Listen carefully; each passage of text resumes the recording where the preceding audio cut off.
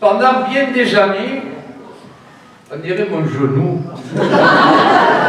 pendant bien des années, il m'a été donné de... Donné ou vendu? Je ne sais pas quoi faire de mon bout de bois là. Il m'a été donné de monter à Paris, parce qu'il paraît que quand on va à Paris, ça monte. Ouais. Il paraît que ça descend, mais bon, on monte à Paris. Hein. Parce que les musiciens avec qui je jouais étaient parisiens.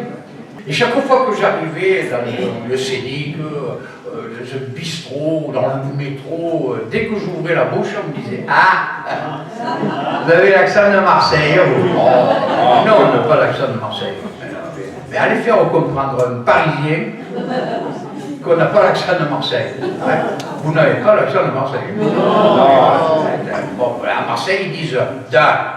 Ils ne disent pas deux, ils disent da, hein, mon collègue, hein, ils ne disent pas mon pote ou mon ami, hein, ils disent mon collègue. Hein. Et puis bon, alors vous savez, ouais, mais non, j'ai pas l'accent de Marseille, j'ai l'accent du comptable d'essai, enfin, ouais, alors vous savez, bon, les lieux communs, le pastis, la pétanque, la sieste, voilà, le soleil, les vacances, parce que pour les Parisiens, le midi, c'est les vacances. Voilà. Et même s'il y a des gens qui se lèvent à 4 heures du matin dans les terres, non, c'est pour elles les vacances. Voilà. Alors finalement, il dit, ouais, vous avez... Et puis un jour, on dit, de l'accent, de l'accent. Et après, en neige. Pourquoi cette faveur? Pourquoi ce privilège? Si je vous disais à mon tour, Jean du Nord, que c'est vous qui pour nous semblez l'avoir très fort, quand nous disons de vous, du Rhône à la Gironde, ces gens-là n'ont pas le parler de tout le monde, et que tout dépendant de la façon de voir, ne pas avoir d'accent pour nous, c'est un avoir. Eh bien non, je blasphème et je suis là de feindre.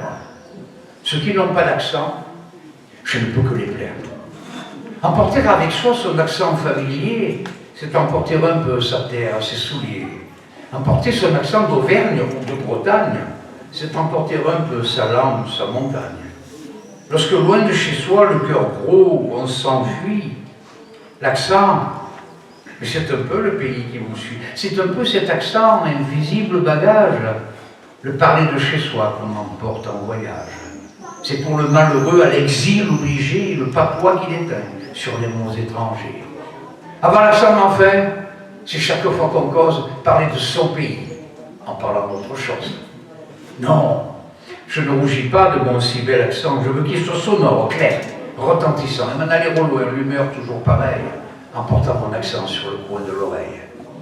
Écoutez, en parlant, je plante le décor du torride midi dans les brumes du Nord.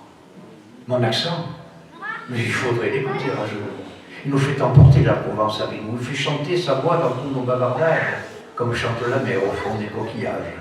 Il évoque à la fois le feuillage bleu-gris de nos chers oliviers, aux vieux troncs rabougris, et le petit village où les treilles splendides éclaboussent de bleu la blancheur des Bastides.